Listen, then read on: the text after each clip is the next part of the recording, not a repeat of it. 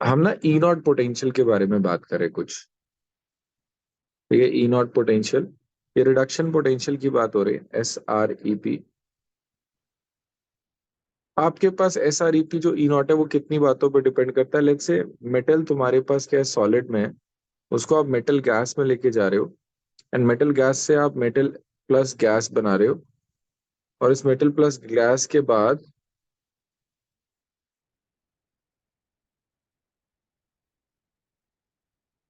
इस metal plus gas के बाद हम उसको आयनाइज कर रहे हैं।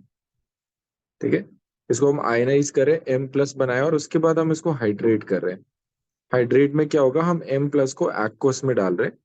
तो बेसिकली तीन तीन चीजें चल रही हैं। पहले तो क्या होगा, सब्लिमेशन का काम आता है इसमें, आयोनाइजेशन का काम आता है इसमें, और हाइड्रेशन का काम आता है।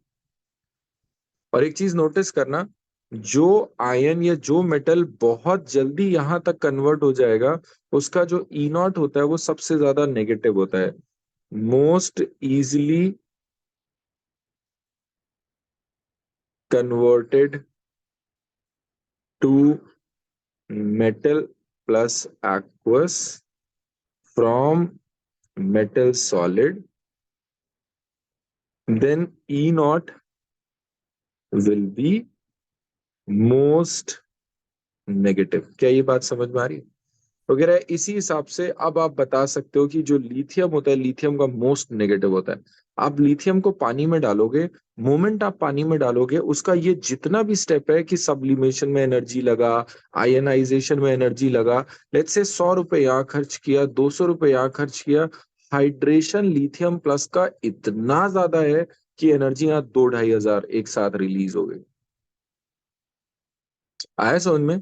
तो यहाँ पे अगर आपका सब्लिमेशन ज्यादा है, आयनाइजेशन ज्यादा है, तो ई नॉट क्या हो जाएगा, लेस नेगेटिव हो जाएगा।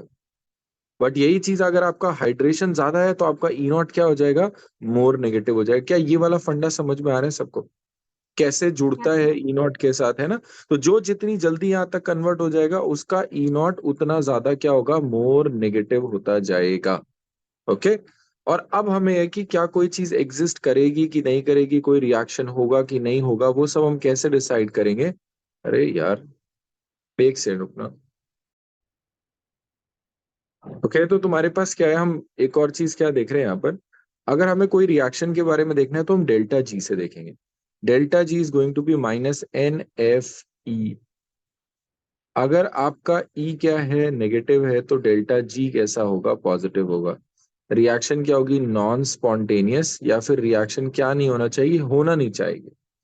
ठीक। नेक्स्ट, अगर आपके पास है ई नॉट, अगर आपका पॉजिटिव है तो डेल्टा जी आपका नेगेटिव होगा।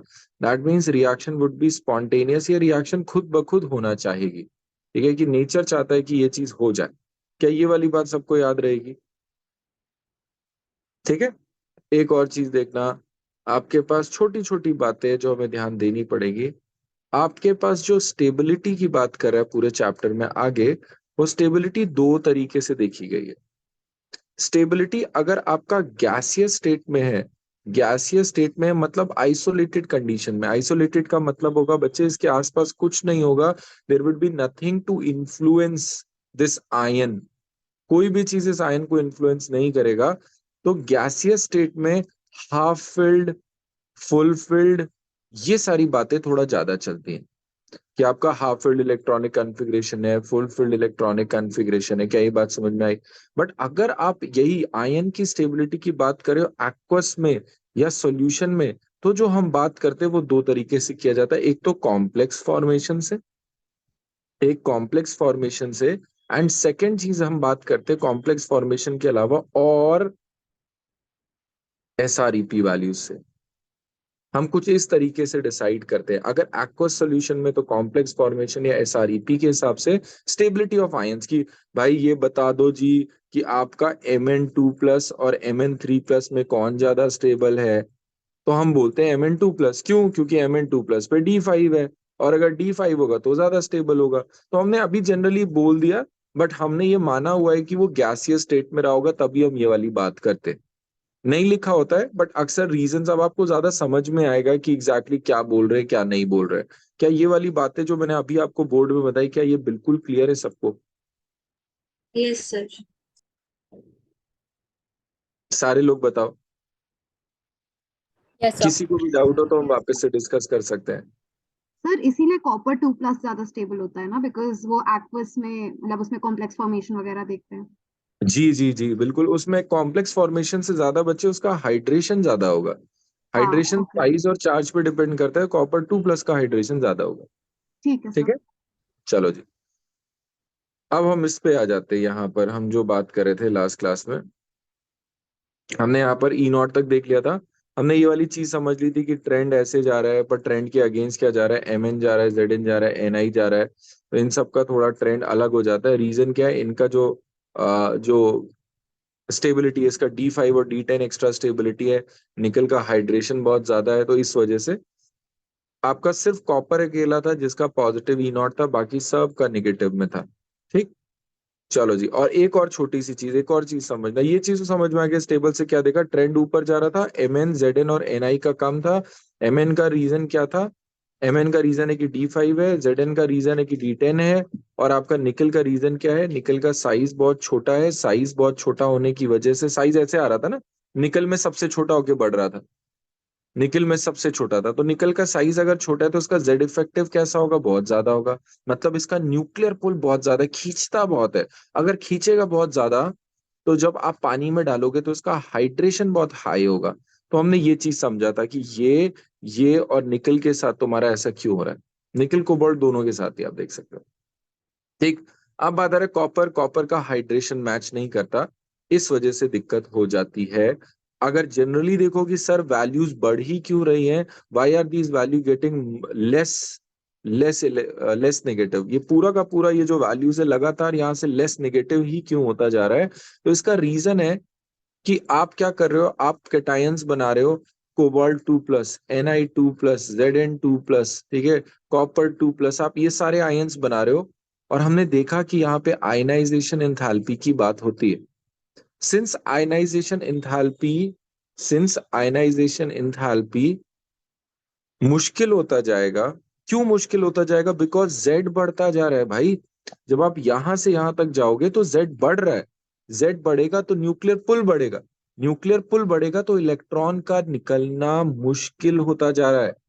और अगर इलेक्ट्रॉन का निकलना मुश्किल होता जा रहा है, तो जो हमने अभी ट्रेल ऑफ थॉट पढ़ा था कि भाई ऐसे होना चाहिए था, तो ये वाला प्रोसेस मुश्किल हो जाएगा।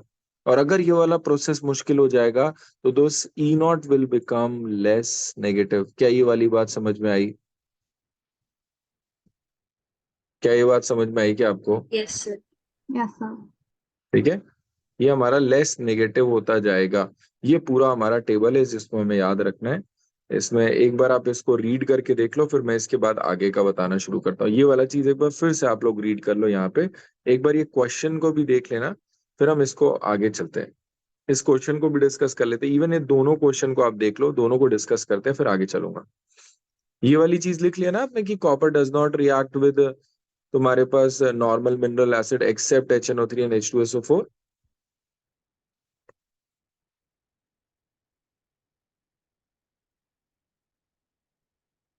ये वाली रिएक्शन मैंने P ब्लॉक में पढ़ा रखी है।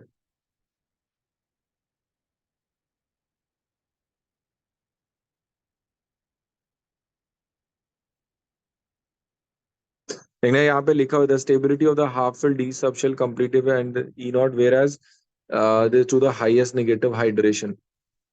ये रीजन दिए हैं इनके रैंडम की, वो जो एकदम से गिर जो जा रहा है ना वैल्यूज, जो वैल्यूज में थोड़े चेंजेस आ रहे हैं, अब्रप्ट चेंजेस आ रहे हैं, उन सब का रीजन लिखा हुआ है ये छोटी सी लाइन में। प्लीज आप लोग यहाँ तक देख लें ये वाले क्वेश्चन को, और ये वाले क्वेश्चन को मैं डिस्कस करने जा रहा हूँ। जरा सा भी डाउट हो तो बताइए।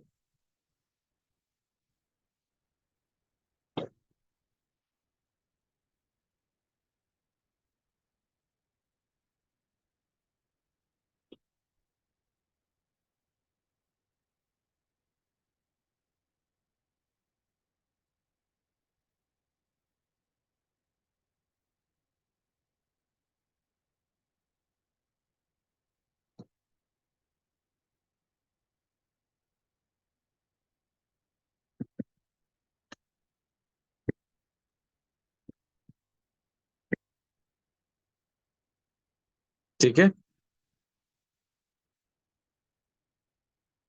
शुरू करें? Yes sir.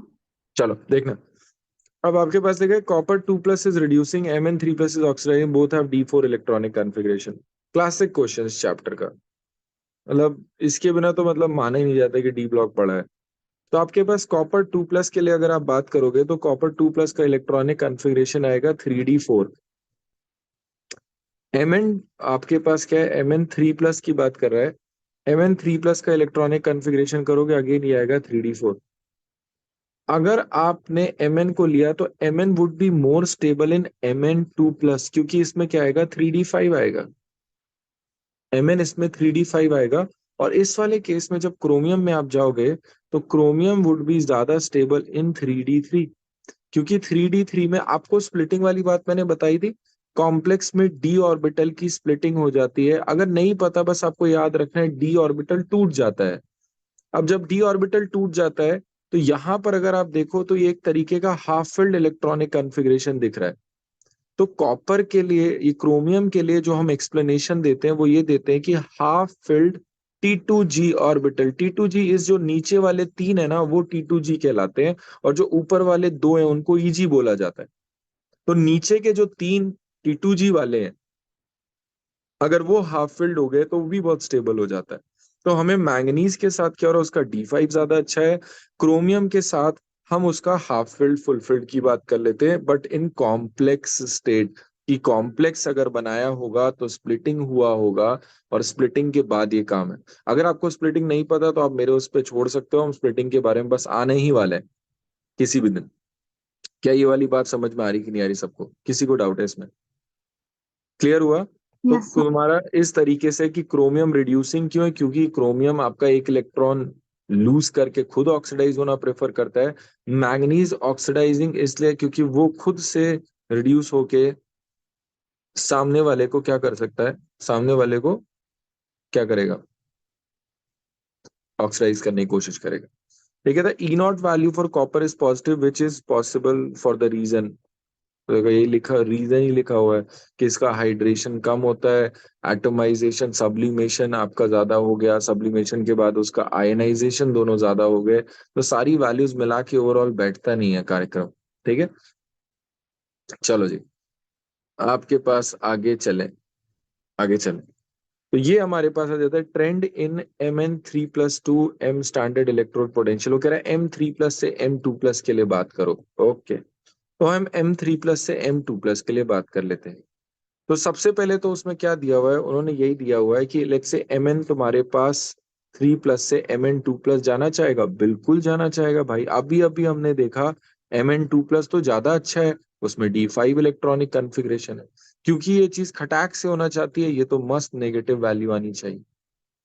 नेक्स्ट आपके पास अगर आप देखोगे, तो अगर आप जिंक के लिए देखो तो जिंक 3+ से Zn2+ बनाएगा, बिल्कुल बनाएगा Zn2+, क्योंकि इसका इलेक्ट्रॉनिक कॉन्फ़िगरेशन 3D10 है और इसका इलेक्ट्रॉनिक कॉन्फ़िगरेशन 3D9। क्या ये बात समझ में आ रहा है? इसका इलेक्ट्रॉनिक कॉन्फ़िगरेशन 3D9 है, उसका इलेक्ट्रॉनिक कॉन्फ़िगरेशन 3D10 है। क्या ये बात क्लियर रहेगी आप लोगों को? ठीक है, दोनों ही केस में जल्दी से ये रिएक्शन होना चाहेगा। इसके बाद उसमें लिखा हुआ है कि अगर आप कोबाल्ट 3+ से कोबाल्ट 2+ जाना चाहो तो ये भी ज्यादा अच्छा होता है। एंड Fe3+ से आप Fe2+ जाना चाहो तो ये भी बहुत अच्छा होता है। देखो जी, Fe3+ से Fe2+ हो तो जाता है, अच्छा भी है, बट यहाँ पर उतना ज्यादा फेवरेबल नहीं है जितना आप सोच रहे हो। जैसे ये काफी फेवरेबल होगा, इसका वैल्यू काफी पॉजिटिव में होगा। पॉजिटिव में करने का मतलब है, आप इसका डेल्टा ची लोगे तो -NFe का वैल्यू काफी पॉजिटिव, दैट मीन्स कि इसका डेल्टा जी काफी नेगेटिव है। ये रिएक्शन खटाक से तुरंत, अगर इसको इलेक्ट्रॉन मिला कोबाल्ट 3+, बिना सोचे कोबाल्ट 2+ में कन्वर्ट हो जाएगा। बात है कि सर ऐसा क्यों हो रहा है बेटा, कोबाल्ट 3+ से ज्यादा अच्छा कोबाल्ट 2+ इसलिए कि उसका आयनाइजेशन इंथैल्पी, 3 इलेक्ट्रॉन निकालने पे हालत खराब हो गई है।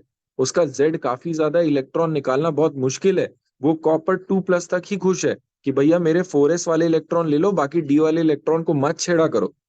बट अगर आपने डी वाला इलेक्ट्रॉन निकाल लिया तो वो वापस से अपने इस वाले स्टेट में जाना प्रेफर करेगा। और ये इसकी ई नॉट वैल्यू से पता चल रहा है। तो 3+ से 2+, 3+ से 2+ लगभग लगभग सारे जाना चाहते हैं। ठीक है। तो जब आप यहाँ पे जाएंगे, इसमें थोड़ा वैल्यू में कमी इसलिए आ रहा है क्योंकि ये ऑलरेडी D5 था, हो जाएगा बट उतना ज्यादा नहीं आएगा। इसको मैं एक बार आपको टेबल से दिखाता हूँ, पहले इसको रीड करते हैं फिर टेबल से दिखाता हूँ। ठीक है। The examination of Mn3+ shows the varying trends. The low value of scandium, वो कह रहा है स्कैंडियम का जो लो वैल्यू आ रहा है ना कि स्कैंडियम के साथ क्यों नहीं हो रहा, तो बच्चे स्कैंडियम आपका 3+ में ज्यादा बेटर। स्कैंडियम 3+ में is noble gas electronic configuration 4s0 3d0। आप स्कैंडियम 2+ लेके आओगे, आप जबरदस्ती उसके डी में एक इलेक्ट्रॉन डाल दोगे बस। 4s0 डी में एक इलेक्ट्रॉन है, इससे तो अच्छा है कि ये ऐसे ही एग्जिस्ट कर ले। ठीक है। सेम चीज यहाँ पर अगर आप देखो तुम्हारे पास क्या है, तो ये लिखा the low value of stability of which has a noble gas configuration. The highest value of Zn is due to the removal of an electron from the stable D10 configuration of Zn2+। कि वो कह रहा है कि Zn2+ में D10 था और आपने उसको हटा के खराब कर दिया, तो वो चाहता है कि भाई Zn3+ से Zn2+ में कन्वर्ट हो जाए quickly. The comparatively high value for Mn shows that Mn2+ is particularly stable। ये अभी हमने देखा 3+ से ज्यादा Mn2+ है। Whereas particularly low value of Fe, कह रहा है Fe के लिए जो Fe3+ से Fe2+ का वैल्यू है, is the extra stability of the D5। अब ऐसा नहीं है कि देखो सर है कि ये तो एक्स्ट्रा स्टेबिलिटी तो रिएक्शन होनी नहीं चाहिए, ऐसा कुछ नहीं है। जेड का भी एक फैक्टर है कि नहीं है, आपने उससे तीसरा इलेक्ट्रॉन निकाला होगा, इसका जेड काफी ज्यादा मुश्किल हो गया होगा, इसको नहीं चाहिए इतना बड़ा चार्ज, बट अगर आप करोगे तो ये रिएक्शन हो जाएगी। उतनी ज्यादा नेगेटिव या उतनी ज्यादा पॉजिटिव वैल्यू में डिफरेंस आएगा। वैल्यू जो आप ट्रेंड के हिसाब से जा रहा है ना उसमें ऊपर नीचे हो जाएगा, अभी दिखाता हूँ वैल्यूज को। The comparative low value of vanadium is the relatively of V2+। Okay. वो कह रहा है वेनेडियम के साथ क्या दिक्कत हो गया भैया, तो वेनेडियम 2+ के साथ अगर आप देखोगे तो इसका इलेक्ट्रॉनिक कॉन्फ़िगरेशन 3d3 आएगा। क्योंकि आप जो बातें कर रहे हो वो सोल्यूशन में कर रहे हो, तो अगेन सोल्यूशन में ये कैसा होगा, सोल्यूशन में ये इस तरीके से एग्जिस्ट करेगा। इसका हाफ फिल T2G ऑर्बिटल होएगा, हाफ फिल T2G ऑर्बिटल। एक बार बताओ कि आपको समझ में आ रहा है ये? सारे लोग रीड करो तुरंत, आप लोगों से क्वेश्चन करना शुरू कर रहा हूँ।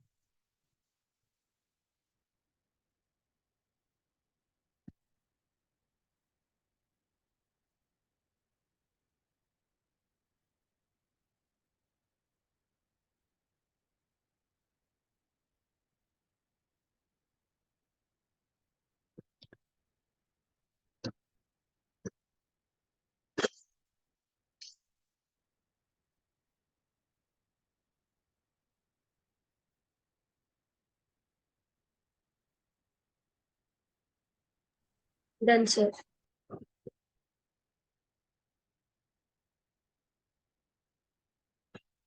Yes sir.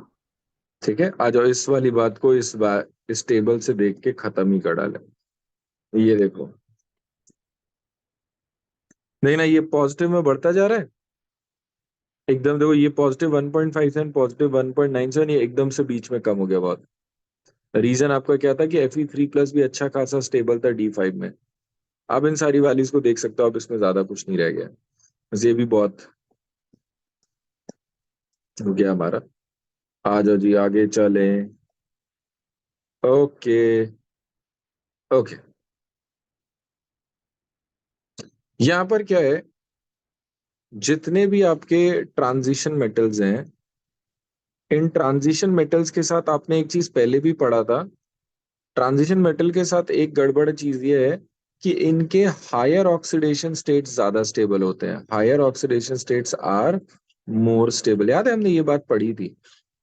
ऐसा उसमें नहीं होता था, अब बाकी सारे एलिमेंट्स में देखोगे तो लोअर ऑक्सीडेशन स्टेट ज्यादा स्टेबल होते हैं, बट यहाँ पर हायर ऑक्सीडेशन स्टेट ज्यादा स्टेबल होते हैं। याद है आपको? हाँ या ना? Yes sir. ठीक है। तो ये वाली चीज हम लोगों ने पढ़ी थी कि इनका हायर ज्यादा स्टेबल होता है। तो वही चीज बता रहा है कि देखो जितने भी आपके टाइटेनियम X4 बना रहा है, तो इसमें भी टाइटेनियम +4 में है, इसका नोबल गैस इलेक्ट्रॉनिक कॉन्फ़िगरेशन हो गया होगा। तो shows that the halide of three transition है, the highest oxidation states are achieved in tetrahalides, pentahalides। तुम्हारा मेन आपका Ti के साथ, वेनेडियम के साथ, क्रोमियम के साथ जो भी मैक्सिमम ऑक्सीडेशन स्टेट्स हमने पढ़े वहां तक जाना। The +7 state for Mn is not represented in simple halides, but MnO3F is known। Okay. तो वो ये कह रहा है कि आपका जो MnF7 है ना, ये नहीं एग्जिस्ट करता है। इसका ना एग्जिस्टेंस का एक सिंपल रीजन ये दे सकता हूँ बच्चे, Mn के अबाउट आप फ्लोरीन को चिपका रहे हो, उसका एक लिमिट होगा। फ्लोरीन के बीच में बहुत ज्यादा रिपल्शंस होंगे, वो एग्जिस्ट नहीं कर पाता। और भी वजह होती है, एक सिंपल सा रीजन कि आसपास आपने खूब सारी चीजें लगा दी, थोड़ा सा मुश्किल हो जाता है। बट बात है कि सर Mn फिर ऐसे तो एग्जिस्ट कर रहा है, तो MnO3F की तरह। बिल्कुल सही बात है बच्चे। अगर आप यहां पर देखो तो ऑक्सीजन ना, ऑक्सीजन एक बार में 2 इलेक्ट्रॉन लेता है। ऑक्सीजन कुछ इस तरीके से होगा। ऑक्सीजन का टेंडेंसी ऑक्सीजन का tendency to create higher oxidation state, oxygen का tendency to create higher oxidation state is more than fluorine. क्यों? क्योंकि ऑक्सीजन एक आएगा, 2 इलेक्ट्रॉन खींचेगा, छोटा सा साइज होगा। आपको देखा, ऑक्सीजन एक आएगा, 2 इलेक्ट्रॉन खींचेगा और छोटा सा साइज होगा, आराम से चिपक के 2 इलेक्ट्रॉन खींचेगा। फ्लोरीन के साथ आपको ज्यादा लगाना पड़ेगा, ऑक्सीजन के साथ आपका एक में ही काम हो रहा है। देखा, यहाँ पे चीजें कम लगानी पड़ी और खींच ज्यादा रहा, उतना ही खींच रहा है, 3.54 है, अच्छा खासा है, बट 2 बॉन्ड बना रहा है, 2 इलेक्ट्रॉन खींच रहा है। तो ऑक्सीजन का जो हायर ऑक्सीडेशन स्टेट क्रिएट करने का पावर है, उसका हम क्रेडिट बताएं किसको देते हैं, कि वो पाई बॉन्ड बना लेता है। वो एक्स्ट्रा डबल बॉन्ड जो बना रहा है उसकी वजह से वो और ज्यादा हाई ऑक्सीडेशन स्टेट्स को क्रिएट कर सकता है। जैसे कि आप ऐसे देख लो, CrO4 2 K2Cr2O7 में Cr2O7 2। अब देखो बहुत सारे MnO4-, MnO4 2-।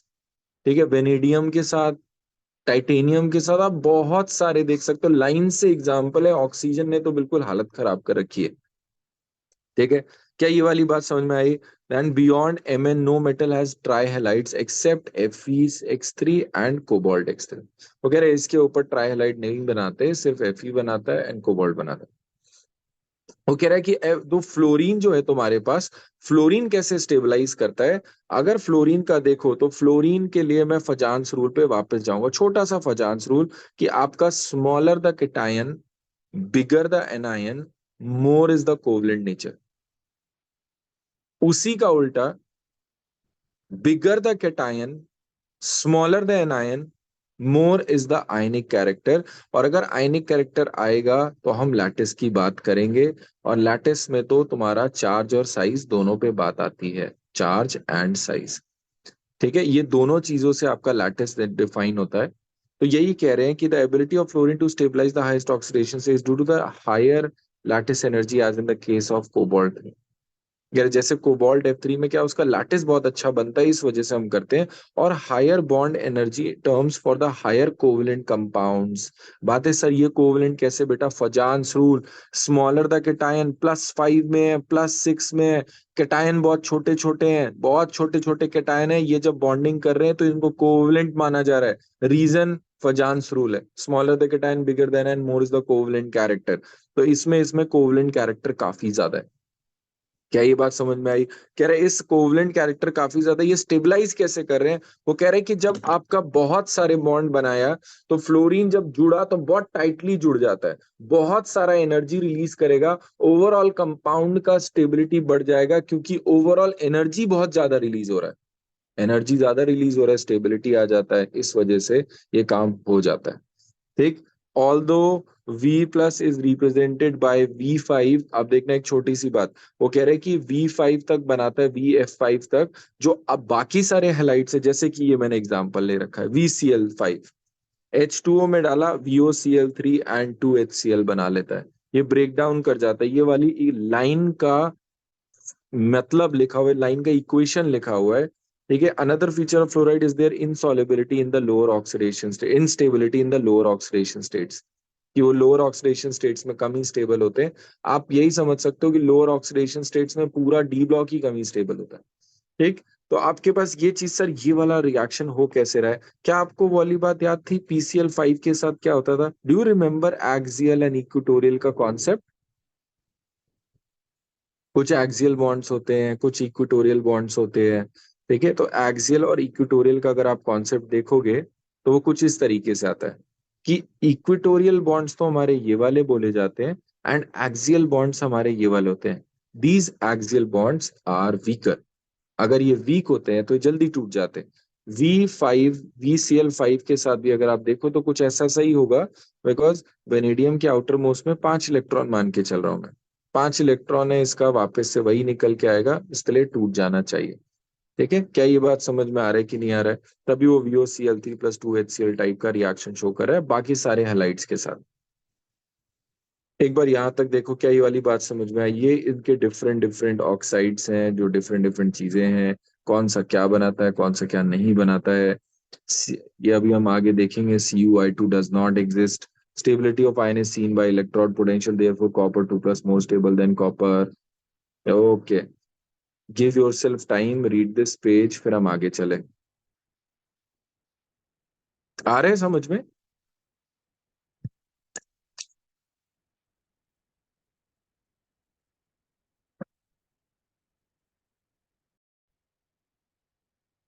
ओके, तो हमारे पास क्या है, यहीं पे ये लिखा हुआ है कि the same applies to CuX. On the other hand, all Cu2 plus halides are known except the iodide. मतलब CuI2 does not exist।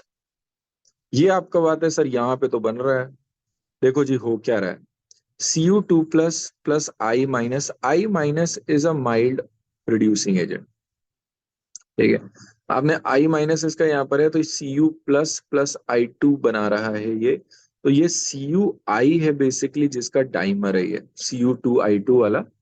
देखा आपको क्या है, Cu2I2 इज Cui, जिसका डाइमर है, 2 यूनिट मिलके बना रहे। तो यही चीज लिखा, on the other hand this oxidises, ये रहा। However, many copper compounds are unstable in aqueous solution। aqueous solution में +1 जो वैलेंसी है वो पानी में अनस्टेबल है। ऐसा नहीं कि +1 वैलेंसी अनस्टेबल है, वो पानी के अंदर अनस्टेबल है। Undergo disproportionation. पानी के अंदर अक्सर हाइड्रेशन का कॉन्सेप्ट आता है कि अगर कोई चीज हाइड्रेट हो रही है, उससे हाइड्रेशन एनर्जी निकलेगी, वो चीज स्टेबलाइज होगी। यहाँ पर क्या हो रहा है, कॉपर प्लस से ज्यादा तो क्या होता है, कॉपर 2+ का हाइड्रेशन ज्यादा होता है, तो कॉपर 2+ में कन्वर्ट हो जाता है, एंड कॉपर में डिसप्रपोर्शनेट कर जाता है, तो आपका कॉपर 2+ एंड कॉपर। बात है सर, और कोई रिएक्शन क्यों नहीं हो रही बेटा वाटर के साथ? और कोई रिएक्शन इसलिए नहीं हो रही क्योंकि हाइड्रोजन और कॉपर में कॉपर इज लेस रिएक्टिव, इसका SR EP वैल्यू ज्यादा है, इसका रिडक्शन होने का चांस ज्यादा है। अब इसका रिडक्शन होने का चांस ज्यादा है, तो ये रिडक्शन करे तो करे किसके साथ? हाइड्रोजन तो H2O वाला जो हाइड्रोजन है वो तो कुछ करेगा नहीं इसके साथ। तो कॉपर खुद से ही क्या करता है, ऑक्सीडाइज भी होता है, रिड्यूस भी हो जाता है खुद से, क्योंकि इसका रिडक्शन पोटेंशियल इतना ज्यादा है। तो आपका ये क्या हुआ, कॉपर ने इसको इलेक्ट्रॉन दिया और एक ने इलेक्ट्रॉन ले लिया, कॉपर 2+। आया समझ में? क्या दो कॉपर प्लस ने क्या किया, एक ने इलेक्ट्रॉन दिया और एक ने इलेक्ट्रॉन ले लिया।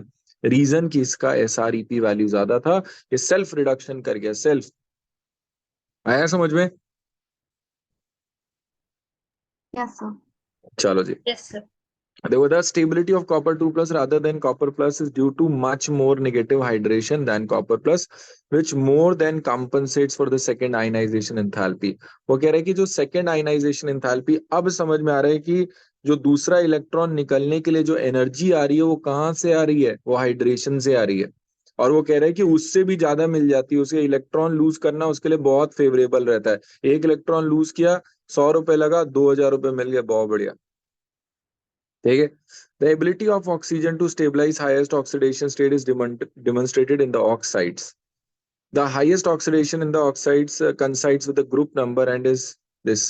वो कह रहे हैं कि स्कैंडियम का +3 है, जो ग्रुप नंबर होता है वही वाला। ठीक है, Mn का क्या है, +7th ग्रुप होता है, +7। Beyond group 7 no higher oxides of Fe above Fe2O3।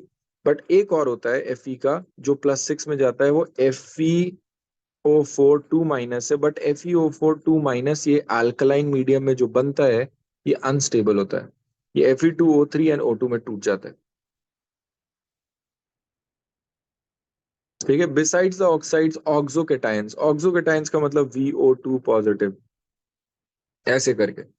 ठीक है, ऑक्सोकेटायन स्टेबलाइज V5। वो कह रहा है V5 वेनेडियम +5 में ऐसे ऐसे एग्जिस्ट करता है, V4 में ऐसे एग्जिस्ट करता है, Ti+4 में ऐसे एग्जिस्ट करता है। The ability of oxygen to stabilize these higher oxidation exceeds that of fluorine, जो मैंने पीछे बताया। Thus, the highest Mn fluorine is Mn4, whereas the oxide is Mn2O7। Structure दिखा देता हूँ। Mn2O7 वैसा सही टेट्राहेड्रल सा शेप है जैसे KMnO4 का था, देखा, जैसे KMnO4 का था डिट्टो वैसा सही MnO4 वाला। The ability of oxygen to form multiple bond explains this superiority. In the covalent oxide Mn2O7, each Mn is tetrahedrally surrounded by oxygen, including MnO-Mn bridge. The tetrahedral MnO, देखो ये सारे के सारे, वो कह रहे हैं ये जितने भी आप देख रहे हो ना, ये सब टेट्राहेड्रल लेते हैं। कैसे देखना जी, आपको दिखेगा MnO4 माइनस, आपका जो है MnO4 माइनस इस तरीके से बनता है, MnO4 2 माइनस ये आपका इस तरीके से बनता है। आप CrO4 माइनस 2 माइनस लेके चलोगे, वो आपका इस तरीके से बनता है। आप जो सोचो वो सारे के सारे जितने आपके यहाँ लिखे हुए सारे के सारे उसी तरीके से। आप वेनेडियम का लेके चलो, ठीक है, VO4 3 माइनस ऐसे एग्जिस्ट करता है, बिल्कुल सेम। ठीक है, ये सारे टेट्राहेड्रल टाइप के एग्जिस्ट करते हैं, वही चीज यहाँ पे लिखा हुआ है कि the tetrahedral ions are known for, इन सब का शेप है। ये चीज मैं कोऑर्डिनेशन में भी एक्सप्लेन करूंगा।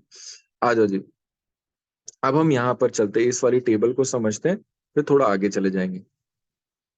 हमें एक चीज और समझनी पड़ेगी बच्चे, कि आपका जो ऑक्सीडेशन स्टेट है, ठीक है, सुनना एंड समझना, ऑक्सीडेशन स्टेट जो है आपका, ऑक्सीडेशन स्टेट वो डायरेक्टली प्रोपोर्शनल होता है इलेक्ट्रोनेगेटिविटी के या फिर इलेक्ट्रॉन एक्सेप्टिंग नेचर के, इलेक्ट्रॉन एक्सेप्टिंग नेचर के,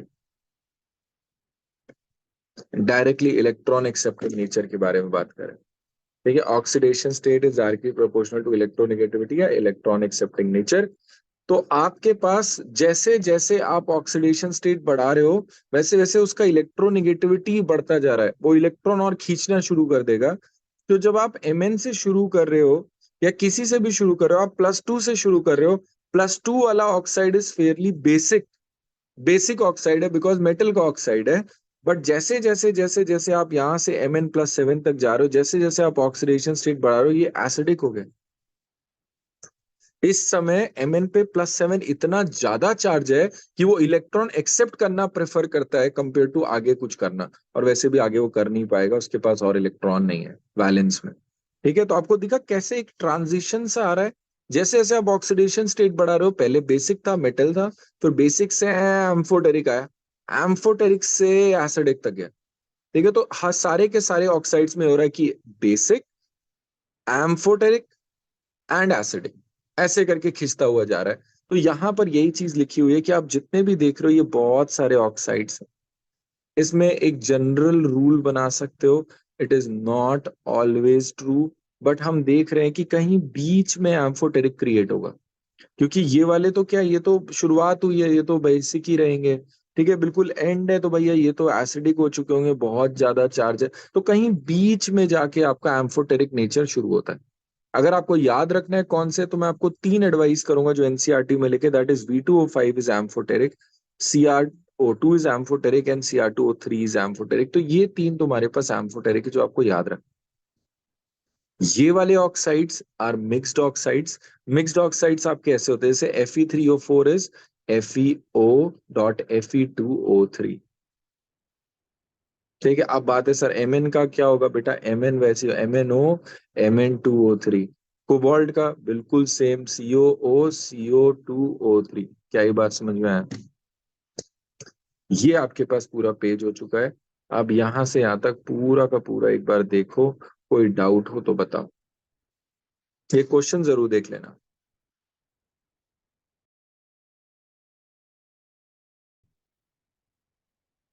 पहले ये डिस्कस कर लेते हैं कि, चलो, okay. Transition metals vary widely in their chemical reactivity. Many them are sufficiently electropositive to dissolve in mineral acids, although a few are noble, gold, platinum. That is, they are unaffected by single acid. Single acid समझ रहे हो ना आप? हमें याद होगा aqua regia किया था हम लोगों ने, तो एक्वा रीजिया के अंदर ये लोग डिसॉल्व कर जाते हैं। The metals of the first series, with the exception of copper, are relatively more reactive and are oxidized by 1mH. आप सबका देखोगे तो कॉपर के अलावा सारे के सारे हाइड्रोजन के ऊपर आते हैं, तो सब के सब उससे रिएक्ट कर जाते हैं। though the rate at which these metals react with oxidizing acid like hydrogen is sometimes slow, कि इन सब में रिएक्शन का जो रेट है वो स्लो है, और रिएक्शन का रेट जो स्लो है उसका रीजन ये है कि इलेक्ट्रॉन बचे लूज करना थोड़ा मुश्किल है, आयनाइजेशन बढ़ रहा है. For example, titanium, vanadium in practice dissolved in non-dilute at room temperature. The E naught values indicate a decreasing tendency to form divalent across the series.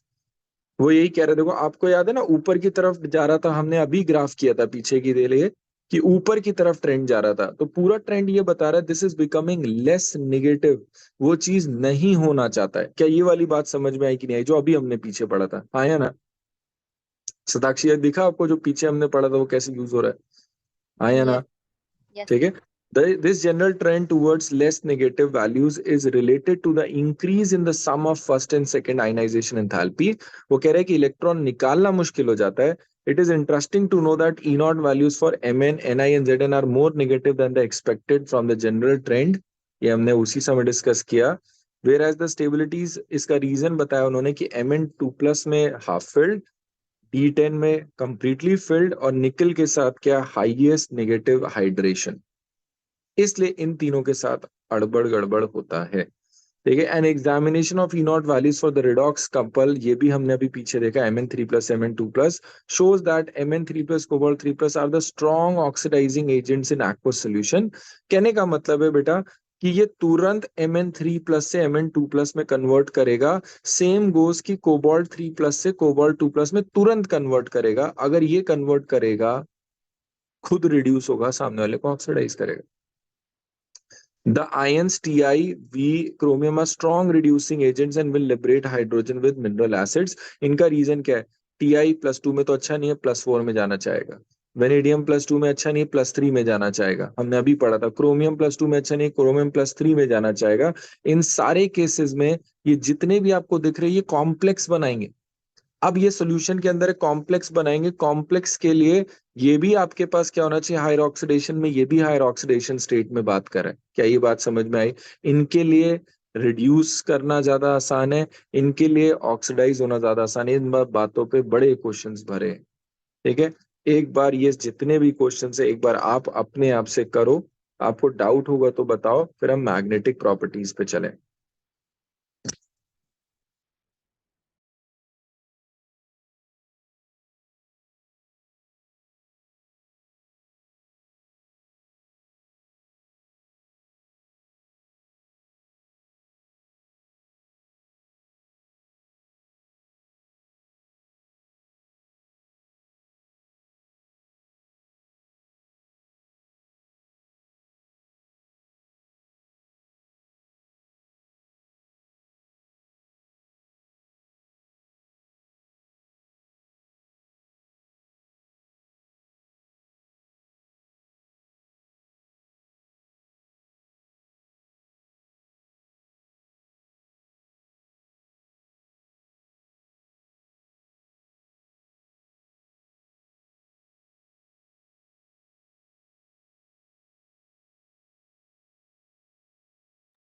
Discuss कर रहा हूं, देखना जी. Explain the irregularity in the above values. आपके पास क्या है?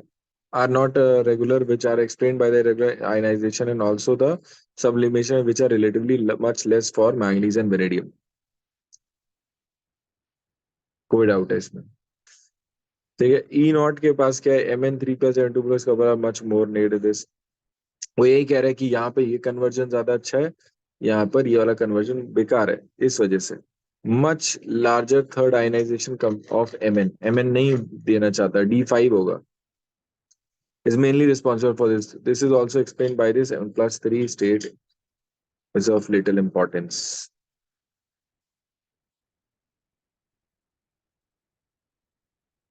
आया समझ में क्वेश्चन क्या कह रहा है? वो कह रहा है कि Mn, ये कह रहा है इन सब में तो बहुत बढ़िया है, इसमें नहीं है. अरे क्योंकि ये इसमें जाना ही नहीं चाहता, तो इसमें वापस क्यों आएगा? वो जाना ही नहीं चाहता +3 में, क्योंकि +3 में क्या होगा, D5 से D4 में हो जाएगा, सब बर्बाद हो जाएगा. क्यों करना ये काम? ये दोनों क्वेश्चन देखो यहाँ पे, क्या कोई डाउट है इसमें? नहीं No, सर. sir. देखिए, why is the highest oxidation state of metal oxide और fluoride only? Reason small size, ये सबका स्मॉल साइज होता है, जाके जोंक की तरह, चींटी की तरह चिपक जाते हैं, हाईली इलेक्ट्रोनेगेटिव, जाके खींच लेते हैं इलेक्ट्रॉन, तो अपने आप ही ऑक्सीडेशन स्टेट बढ़ना शुरू हो जाता है। ठीक है। Why is the stronger reducing agent FCr2+ and why? देखो, जो भी स्ट्रॉन्गर रिड्यूसिंग एजेंट है, Cr2+ से Cr3+, ठीक है, Fe2+ से Fe3+, ये सब दोनों चले जाते हैं। इसका क्या रीजन होता है कि इसका 3D3 होगा, इसका T2G हाफ फिल्ड है, कॉम्प्लेक्स बनाएगा, हाफ फिल्ड होगा। इसके साथ तो क्या, इसका तो D5 का रीजन है कि D5 इसका हाफ फिल्ड आ रहा है, तो इसलिए ये बना लेता है। क्या ये बात समझ? दोनों का ही रीजन क्या है कि इनमें रीजन है इनका इलेक्ट्रॉनिक कॉन्फ़िगरेशन जो हो जाता है करने के बाद। ठीक। एक बार यहाँ तक देखो, फिर मैं मैग्नेटिक प्रॉपर्टी समझाऊं। इसमें कुछ खास नहीं, मैग्नेटिक प्रॉपर्टी बहुत आसान है, एक क्वेश्चन करेंगे। अब ये दोनों पेजेस काफी फास्ट हो जाएंगे सर आज ना। हाँ जी, बोलो। सर किसी भी मेटल का ऑक्सीडेशन स्टेट ऑक्साइड में ज्यादा सही रहता है फ्लोराइड के कंपैरिजन? हाँ, ये हमने पीछे पढ़ा था। Yes sir. ठीक है, चलो जी, आगे मैग्नेटिक प्रॉपर्टीज बता रहा हूँ। आज आप सुनते जाओ, बस खत्म हो गया लगभग वो चैप्टर ये।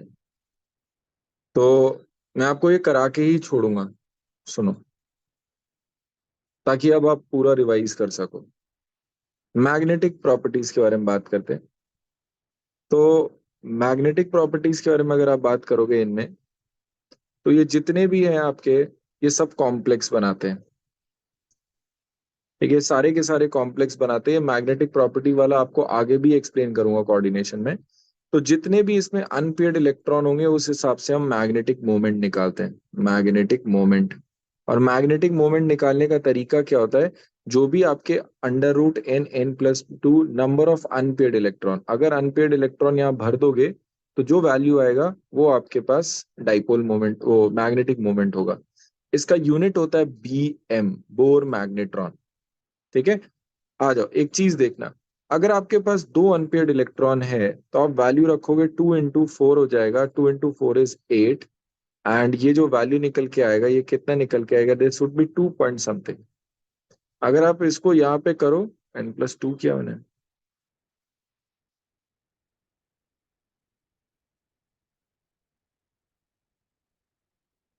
एक सेकेंड से।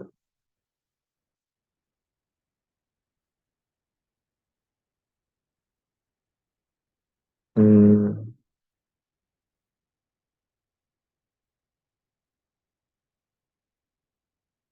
हाँ जी, ठीक है, आपको यही दिख रहा होगा, यही एग्जैक्ट फॉर्मूला होगा, चेक कर लो, यही है। ठीक है, आ जाओ, जो मैं देखना चाह रहा था।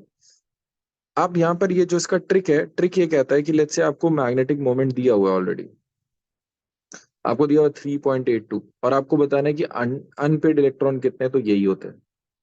आपको वैल्यू निकाल के दिखा देता हूँ। अगर आपने यहाँ पर रखा 3, और ये 3 × 5 रखा, तो 15 रखा, तो 15 का रूट लोगे तो this would be 3 point something. ऐसे आप 4 के साथ करके देखो, तो 4 × 6 करोगे 24 आएगा। This would again less than 5, 4 point something आएगा, देखा? तो अगर आपको बोर मैग्नेट्रॉन का वैल्यू, अगर आपको मैग्नेटिक मोमेंट का वैल्यू दिया हुआ है, तो उसमें जो आगे वाला नंबर होता है वही आपको अनपेड इलेक्ट्रॉन बताता है। ठीक है, क्या ये वाली बात समझ में आई? ये देखो, देखा? क्या दिख रहा है सबको? ये वाली बात मैं क्या कहना चाह रहा हूँ, यस। Yes sir. ये वाली यस बात। अब इधर एक, अगर आप देखोगे, यहाँ से कंफ्यूजन शुरू होता है कि सर, यहाँ पे तो जो आपने बताया उससे ज्यादा आ रही है, और अजीब अजीब सा रेंज आ रहा है। बच्चे, ये आप सॉलिड स्टेट, अगर आपको याद होगा, तो फेरो मैग्नेटिक, फेरी मैग्नेटिक कुछ चीजें होती हैं जो मैग्नेटाइज हो जाती हैं, जो और भी ज्यादा मैग्नेटिक हो जाती है। अगर आप उनको मैग्नेटिक उसमें रख दो, उनका, उनके डाइपोल्स ऐसे अरेंज कर जाते हैं, ठीक है, तो वो परमानेंट मैग्नेट में कन्वर्ट होना शुरू हो जाती है। तो इस वजह से यहाँ पर थोड़ा दिक्कत आ रहा है, वरना फंडा सही चल रहा है हमारा, उस फंडे में कोई गड़बड़ नहीं होगी। ठीक है, सिंपल मैग्नेटिक मोमेंट के हिसाब से ऐसे रहेगा। एक छोटा सा क्वेश्चन करते, क्या हम लोगों ने वाला क्वेश्चन किया था कि calculate number of D electrons, किया हम लोगों ने, इन M4+ if magnetic moment if magnetic moment of M4 plus is 4.82 4 plus, ठीक है, 4.82 ऐसे करके लिखा हुआ है, एंड M इज अ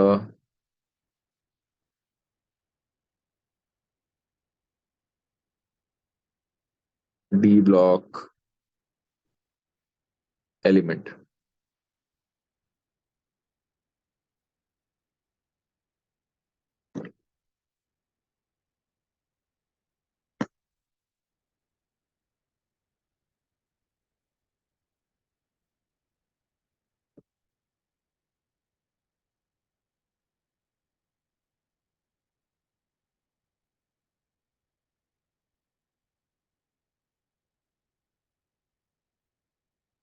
करो ट्राई। 4 4 हमने किया है क्या ऐसा क्वेश्चन? तो अभी तो याद नहीं। नहीं। ठीक है, करके देखो। 4 is not right, 4 is wrong.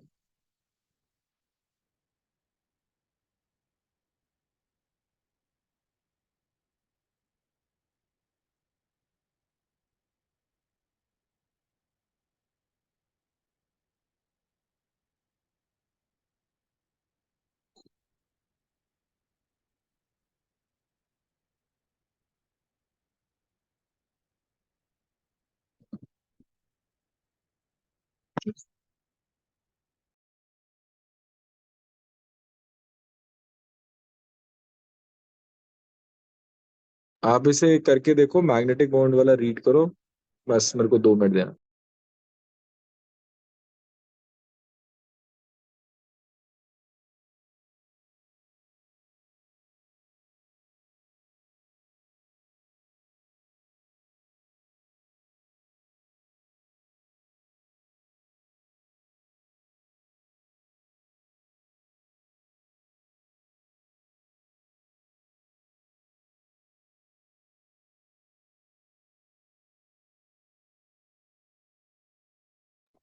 करे भाई। सर इसके एस में कितने होंगे? अब ये आप बताओ, जब मैं आंसर बताऊंगा तब पता चलेगा।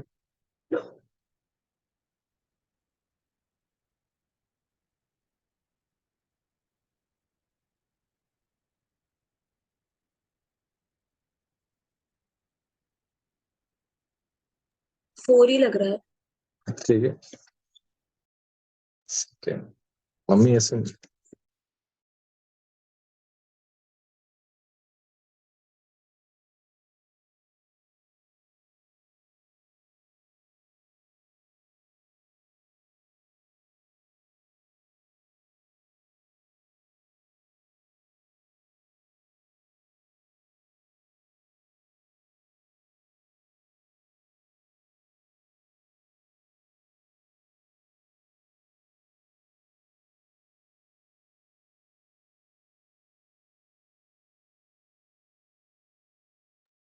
बताओ, आ जाओ देखना।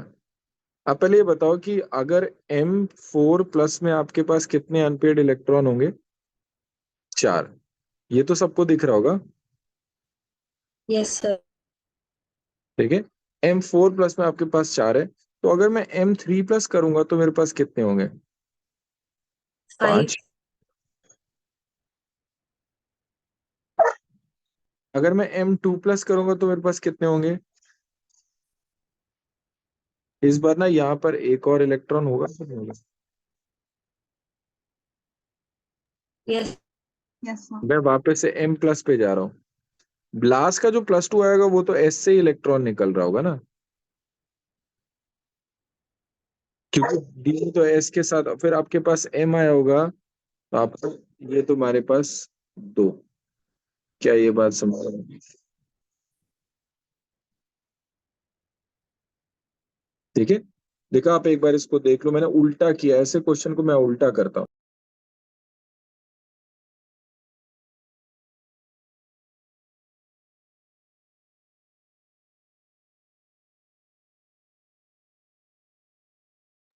ठीक है, आया समझ में? अब आप यस। बताओ कि आपको एम में दिख रहा है कितने इलेक्ट्रॉन्स है? एम में 6 इलेक्ट्रॉन्स है। बहुत अच्छा तरीका और बहुत अच्छा क्वेश्चन।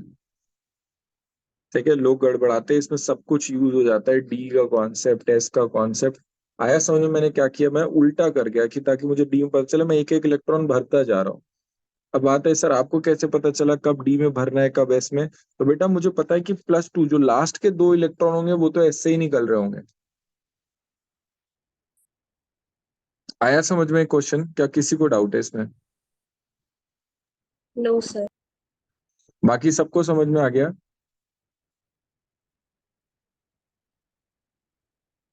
हाँ जी, बाकी सारे लोग? Yes sir. Yes sir. चलो जी, तो ये तो मैग्नेटिक मोमेंट वाली बात हो गई। Let's talk about colour in ionic complexes, colour in peace. इस पे क्वेश्चन इस बात पे नहीं आता कि कलर कौन सा होता है, क्वेश्चन इस बात पे आता है कि कौन सा कलरलेस होता है। पहले हम कलर के रीजन समझ लेते हैं। तो कलर के केमिस्ट्री में ही 4 रीजन है, पूरे के पूरे केमिस्ट्री। पहला तो है पोलराइजेशन। पोलराइजेशन इज खींचना। फजांस रूल में जो हम लोगों ने देखा था, उसकी वजह से AgI का कलर आता है येलो। ठीक है, तो पोलराइजेशन ये तो है नहीं हमारे काम का इस चैप्टर में। सेकंड अगर आप देखोगे तो हमारे पास आता है डी डी ट्रांजिशन से। अब डी डी ट्रांजिशन क्या होता है? अभी तक आपको ये चीज समझ में आ गया होगा कि हम बार बार बोल रहे हैं कि कॉम्प्लेक्स में ये स्प्लिट कर जाता है। आप बस ये समझ लो, डी ना टूट के ऊपर नीचे है ना, इसको बोलते हैं EG, इसको बोलते हैं T2G।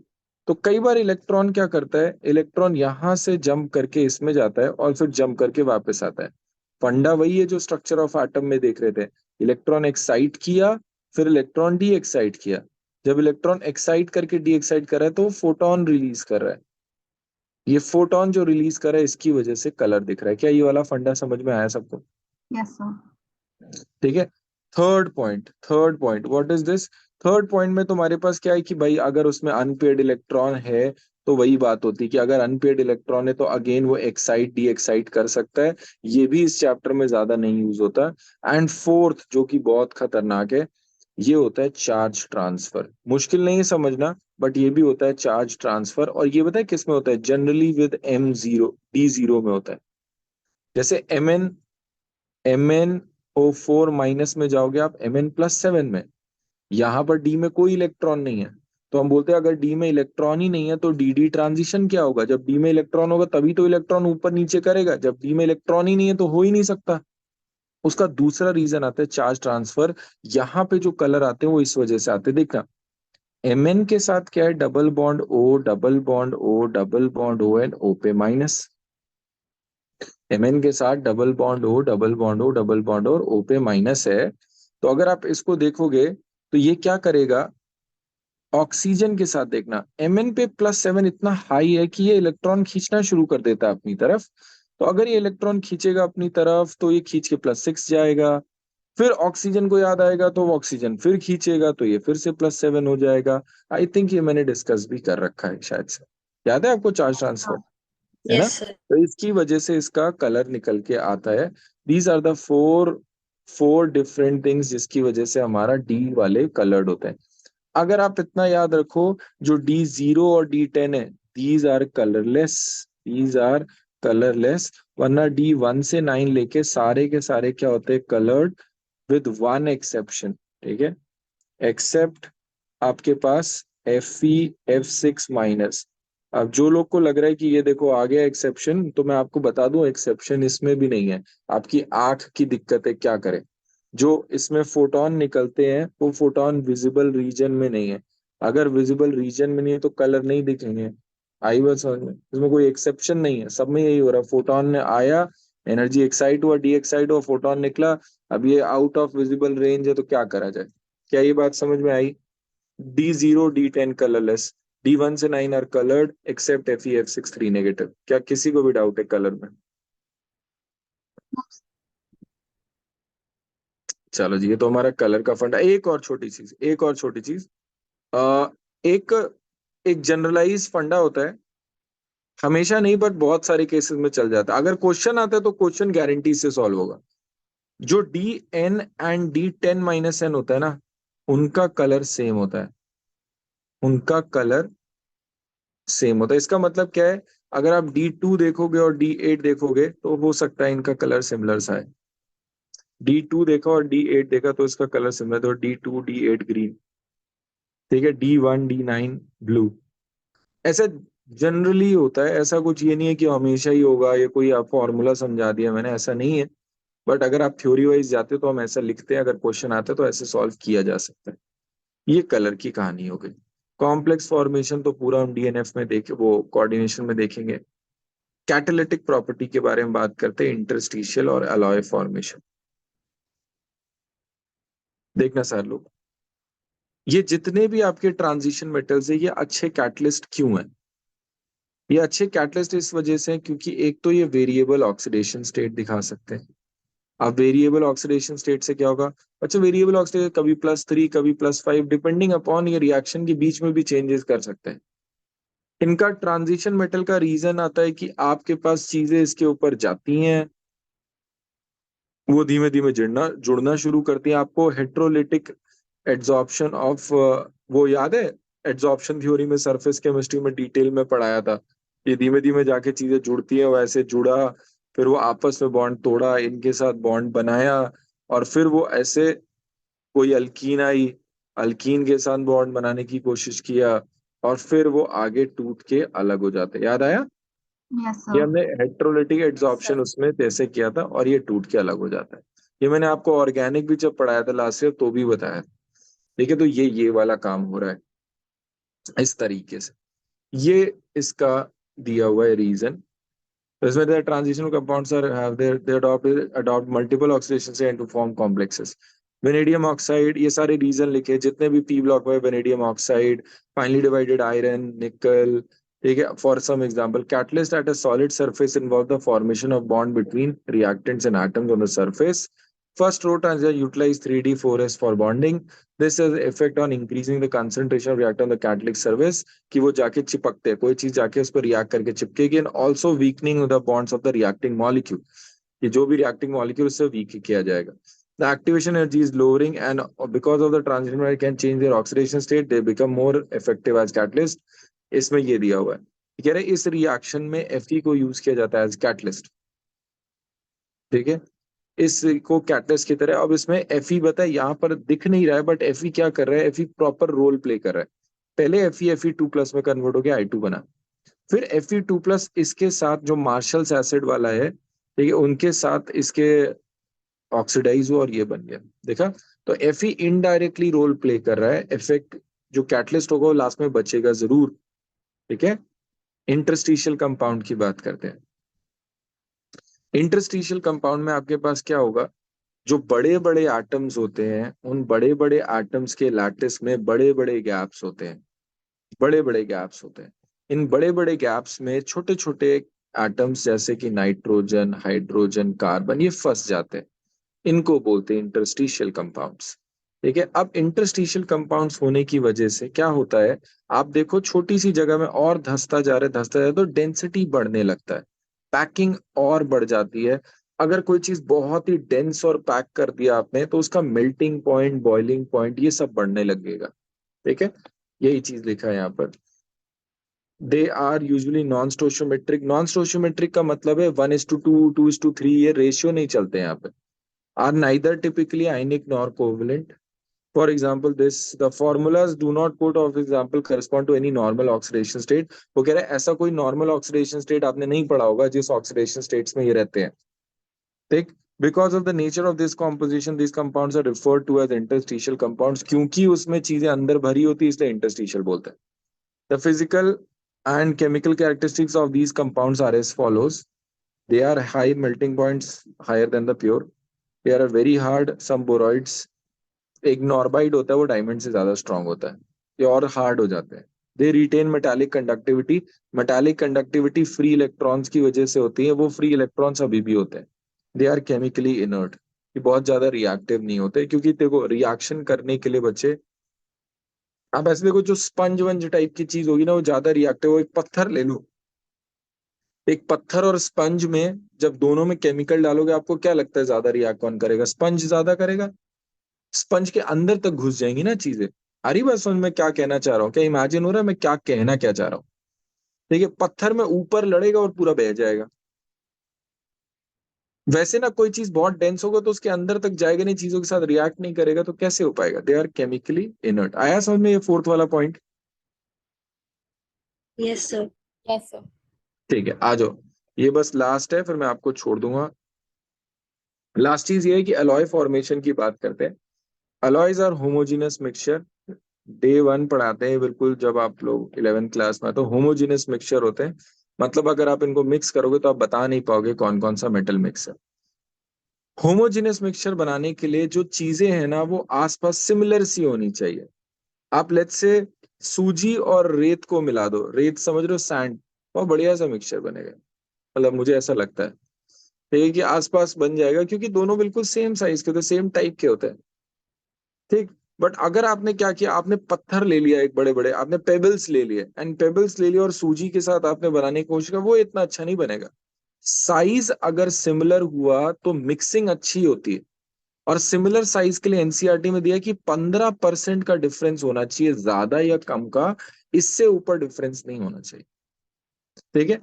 अब उसके बाद क्या, 15% का डिफरेंस है ही नहीं है, तो इनको मिक्स करोगे, अच्छे अलॉय बनाते हैं। अलॉयज का क्या होता है, मेल्टिंग पॉइंट, बॉइलिंग पॉइंट ज्यादा होता है, अलॉयज का स्ट्रेंथ ज्यादा होता है, उनका हार्डनेस अच्छा होता है। ठीक है। और जो दो सबसे ज्यादा पूछे जाते हैं वो होते हैं ब्रास एंड ब्रॉन्ज। और मैंने इसको ऐसे याद किया है, जिसमें जेड आता है उसमें जेड नहीं होता, इसमें होता है कॉपर एंड टिन। ठीक है। और इसमें जेड नहीं आता तो इसमें वो होता है जेड, कॉपर एंड जिंक। याद रहेगा, जिसमें जेड आता है उसमें जेड नहीं होता।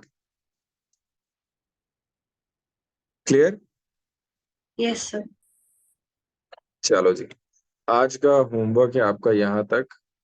आपने ये ऑक्साइड्स वाला पार्ट भी पढ़ के देखना है, ये वही है जो मैंने आपको बताया था अभी, कि कौन सा वाला ऑक्साइड बेसिक है, कौन सा एसिडिक है। ठीक। अगर आपको डाउट हुआ तो मैं इस वाले से नेक्स्ट क्लास में कंटिन्यू करूंगा, ये वाला पैराग्राफ थोड़ा सा बताऊंगा। एक बार आप जरूर से रीड करना इसे, ये बहुत इंपॉर्टेंट पैराग्राफ है। ये वाला पैराग्राफ, एफ ब्लॉक खत्म हो जाएगा, नेक्स्ट क्लास में हमारा कोऑर्डिनेशन भी शुरू हो जाएगा। ठीक है। तो अभी मैं, वेडनेसडे और संडे हमारा फिक्स है फॉर श्योर। वेडनेसडे और संडे हमारा फॉर श्योर फिक्स है।